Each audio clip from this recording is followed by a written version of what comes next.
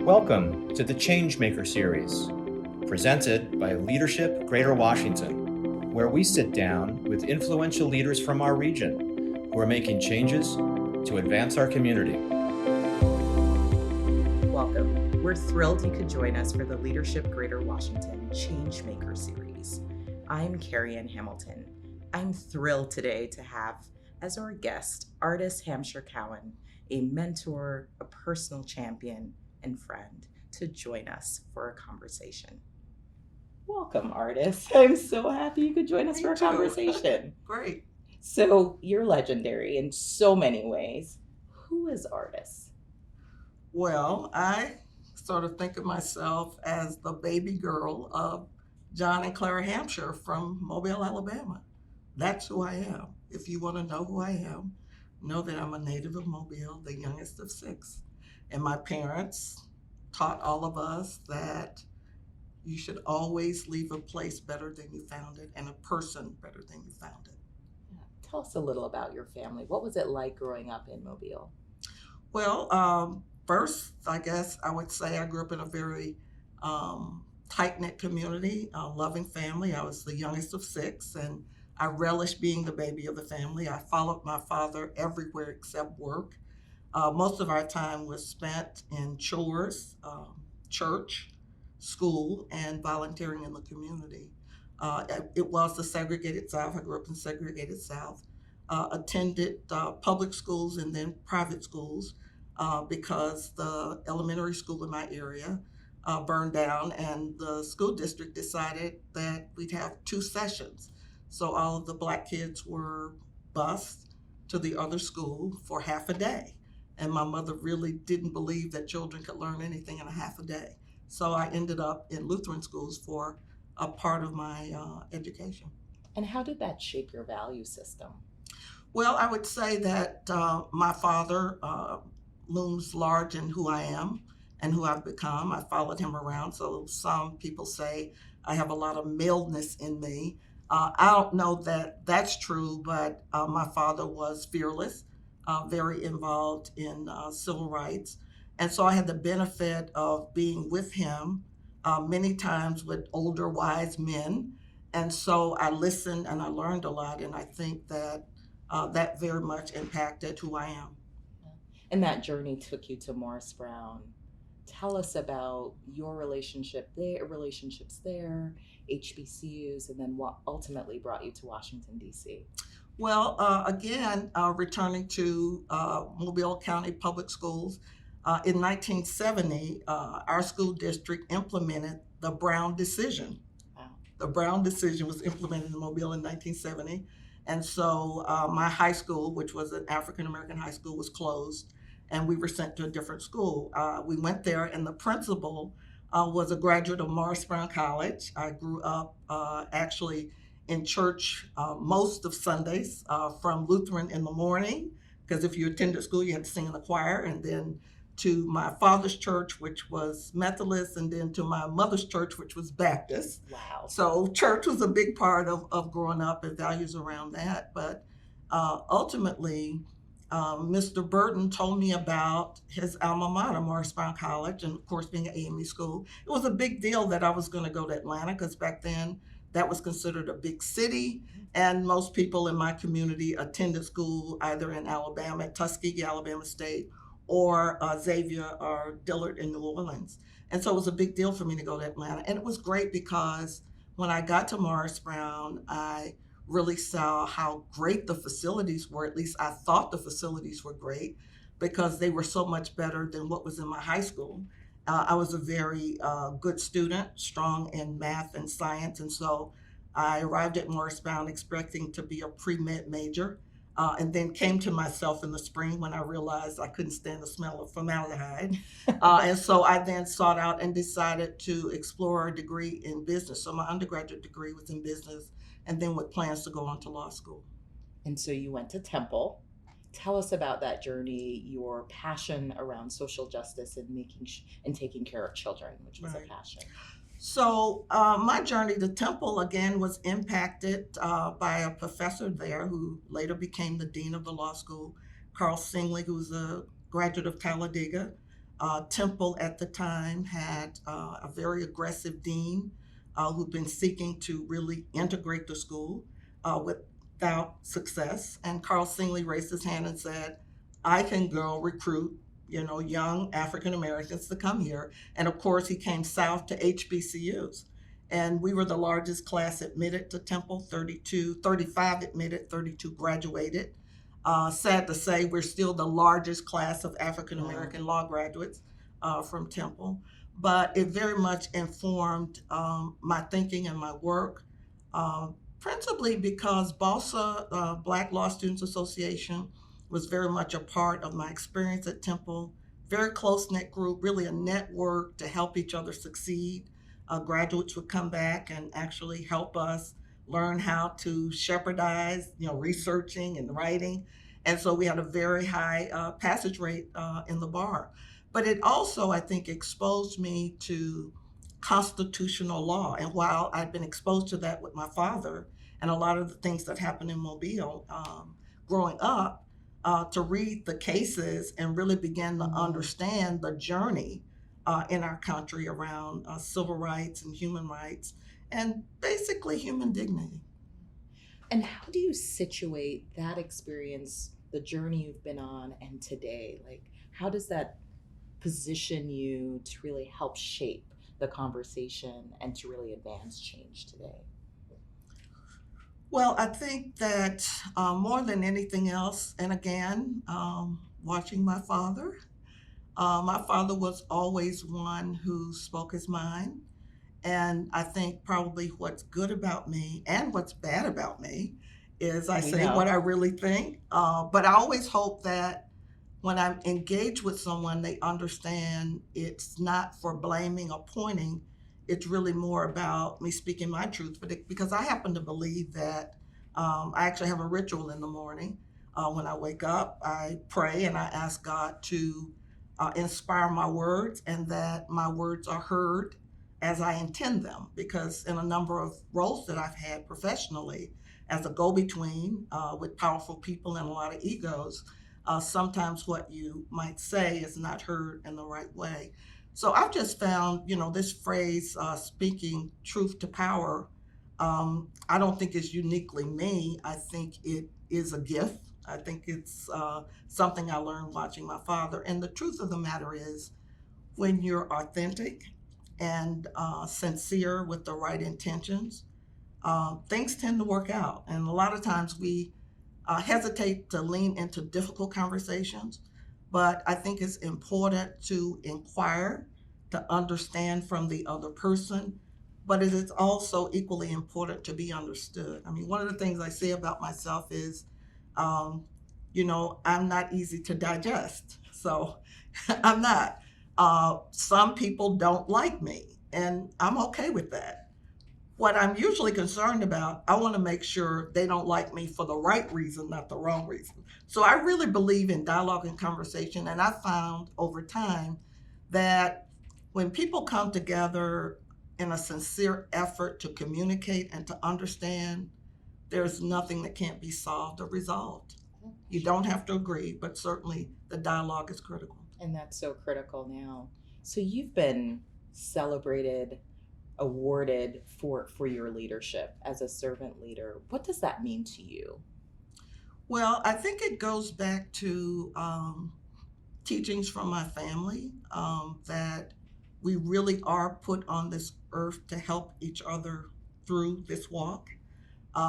Part of my personal mission statement is to be a blessing to everyone I encounter.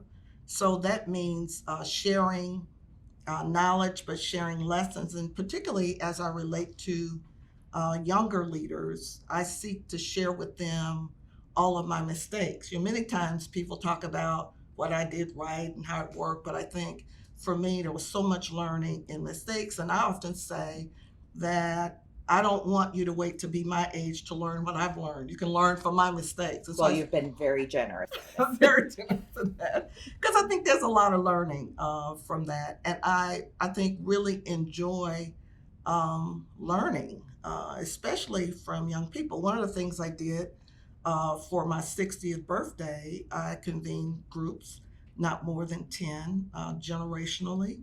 And the question I posed to the women, my senior, was what is it they wish they'd known, at 60? And for the younger ones, my question was, what is it you wish that people my age knew? And so there's so much learning. And I think my time at Howard really highlighted for me the knowledge and the brilliance of young people. And I think sometimes we don't fully appreciate that, but the learning goes two ways. Yeah. And you've really lived that and championed that as a mentor and a mentee, and see those as symbiotic relationships, and that you can both be a mentor and a mentee, and that your mentor can be someone younger. That feels novel to some. Say more about your role as a student as well in these relationships. Well, I had the good luck in 1994 to go to Utah to the Covey Center for Principal-Centered Leadership Week. And this was really sparked by my Leadership Washington experience in '89, where, when I reflected in high school, I was a leader, academic leader. I was actually the first female drum major at my high school, which was a really big deal. So I guess I did have leadership back then. To share photos of that. Yeah, but I really didn't think of myself as a leader. But having gone through Leadership Washington, I thought it was important to really spend the time. So one of the questions that I pose a lot is, what have you done to prepare yourself to lead? And why should someone follow you? And so the time spent at Covey and the time spent in my Leadership Washington class really caused me to begin to self-reflect and to watch myself as I interacted, as I led. And so I think it is a lifelong learning process, but I think effective leaders, one of the most important things is to be self-aware. You will be recognized very soon as a leader of the decades. Wow. Willingly, but humbly, you accept that honor. Tell us about Leadership Greater Washington and how it's been personally transformative for you. Well, I have to say, I came to Leadership Washington because my boss, Carol Thompson-Cole, who was city manager, deputy mayor, I'm not sure which one, but I served as her counsel, and she was in an early class. I was in class 3, and she told me it was something she thought I should do, and I passed on it, respectfully. And she said, no, you should do this, and so I did. So I came to the retreat. Actually, my classmate, John Dreyfus, and I ended up on the elevator, and we were both looking at each other sort of saying, we're adults, we have friends, we don't need development, who are these people? Right. And of course, by that afternoon, it was in Annapolis, we were like, oh, okay. And so I have to say, I developed a lot as a result of Leadership Washington. One of the greatest gifts, I think, is that Leadership Washington helps you to become a better leader. Particularly, I guess it has to do with the composition of your class. The chair our year was Barbara Blum, who's one of the founders. And so each month, Barbara would tell us, now, as you go through the day, you will have classmates who will say things that you absolutely disagree with, may be offended by. But here's the deal. Sure. Before next month, you reach out to that person, have coffee, have drinks, whatever, have the conversation. And so it sort of forced us to lean into what would not normally be a natural relationship. And there's so much growth and learning, but I guess the most important thing you come to realize is that we have more in common than not. Right. But when we don't engage with someone who has a different point of view, then you're half educated, in my view. And so that experience in Leadership Washington, I've certainly taken with me and has enriched my life. I think Leadership Washington is also a place where you get pulled up, right? And so I would often say, most of us in the program are in charge wherever we're coming from. And so there are a few people in our organization who can call us out or pull us up, right? Yeah. And Leadership Washington, depending on the chemistry of your class or people you meet over time, they keep you honest, right? And exploring and questioning things you say and do. And so to me, I found it to be therapeutic in helping me sort of continue to excavate who I am and what I really believe in, and making sure that my actions and words align with what I say I'm about. And so I think that's the beauty of Leadership Washington. In addition to the network of people who come together to make a difference in the region, I think Leadership Washington is uniquely positioned and, more importantly, responsible as community guardians. I think that was the vision of the founders, and I was blessed to know most of them, to have had conversations with them. And so they had a lot of passion about this region, how it was evolving, concerns around the divide, and felt it was very important to create an organization that would knit the region together. I've had two experiences in regional roles, one with Metro and then general counsel at what was then Redskins Stadium. And there was a time when we all said that's what kept the region together. Well, we know now that in fact it's divided the region as well. And so Leadership Washington, I think, really has the mandate and the obligation to keep the region together, to have people understand it's not about my jurisdiction, but we're responsible for the whole. We're interdependent. And that's the opportunity, That's the the ongoing opportunity that Leadership Greater Washington has. Yeah. What would you say is the lesson that it's taken you the longest to learn on your journey? You're a lifelong learner. What would you say is the lesson that's taken you the longest to learn? Wow, that's a really good question. Well, I have to say, and this is really from a series of conversations, I have mentors too, Dr. Hassel McClellan. And in a conversation with Hassel, I was really kind of tussling with jumping in and fixing everything. I'm a fixer. I mean, you know. The original. Yeah, I'm Olivia a fixer, Pope. for real. spent some time with Judy, actually, taught her a few things. So I think that what Dr. McClellan Hassel suggested to me was that I was the kind of person who runs to a fire to fix it. And what I needed to do was to recognize it's a problem and pause between recognizing the problem and moving to fix it, right? And I think that continues to be a challenge for me, but I also think I'm informed by that from my childhood, because people in our neighborhood, came and knocked on our door. We didn't have a community foundation where I grew up. And so your community was really your community foundation. And my father and his brother, we lived on the same street. Combined, there were 18 Hampshire children on one block. And so my father was lucky enough to work for the railroad, which was a really good job for African-American men. And my uncle was a brick mason. And so we were viewed as sort of well-to-do, but by every standard, we were poor.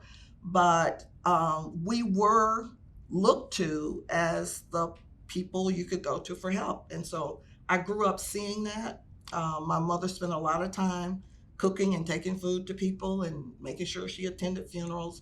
So I think through that experience and what my parents would say, we were always expected to help.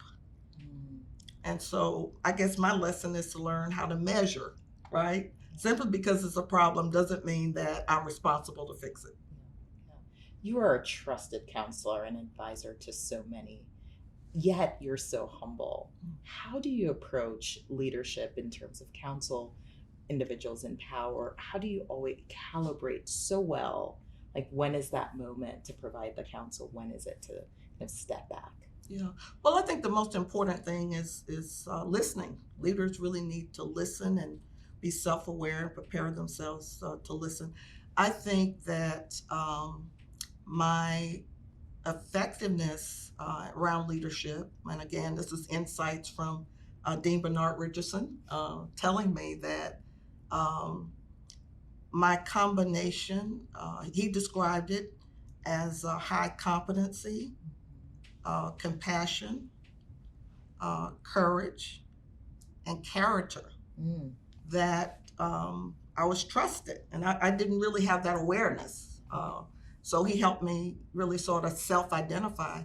And I found that to be true, because people only trust people who are trustworthy. So it's really important that leaders are trustworthy. And it's not saying you can trust me. It's people seeing you be trustworthy to say here what you'll say there about the same person, right? And it's loyalty to the absent. It's speaking up. You may be a voice that's different than every other voice in the room, but if it's shared for the right reason and authentically, I think that develops that sense of trust of speaking truth to power, but more importantly, not to be right, but to enhance or improve the situation. So I've just found that it's received. I don't think it's anything unique about me. I think I've been blessed to have great role models. Grew up in a family that was very focused on truth telling. Yeah, my parents, we got whippings if we didn't tell the truth. So I think that informs it. But I think in terms of leaders and leadership, it really is being in service too. And so as I studied leadership, starting after my Leadership Washington program, and why I ended up in Utah, the Covey Center on 7 Habits, and then subsequently Robert Greenleaf, learning about that literature of servant leadership, which was very much a part of the leadership programs at the time. I mean, there were national conferences and the theme. And so I really leaned into servant leadership because at the end of the day, the test of a servant leader is do those led, are they inclined to become servant leaders, to become more autonomous and independent? And so leadership is really around building up others around you and supporting others. It's really not about, being at the mic or being on Front Street. Leadership is really on the ground, and it's about relationships. Yeah. Well, without question, we're currently at a tipping point, crisis of leadership. What keeps you inspired? The fact that every day I get up and I have the opportunity to contribute, to make a difference, to be a blessing to everyone I encounter. It's something as simple as, moving around in my consulting practice. I travel a lot, and there are a lot of military who are traveling. And so one of the things I started to do was just to walk up to them and give them $20 and say, go get yourself some Starbucks. And they always say, oh, ma'am, I can't. I said, no, you can't block my blessing. You got to take it, right? And telling them that there are people who care and pray for them all the time. It could be moving around and running into a woman you might see and you like the way she's dressed and you say, you're really rocking that today. You look great. So how do we help each other in a positive way? It's not necessarily a long-time coaching relationship, but just having a sense of abundance and wanting to share, wanting to make a difference. Well, you are inspiring to me personally and to so many in our region. Thank you, Artis, for spending time with us today. And we look forward to our next conversation. Thank you. Thank you so much.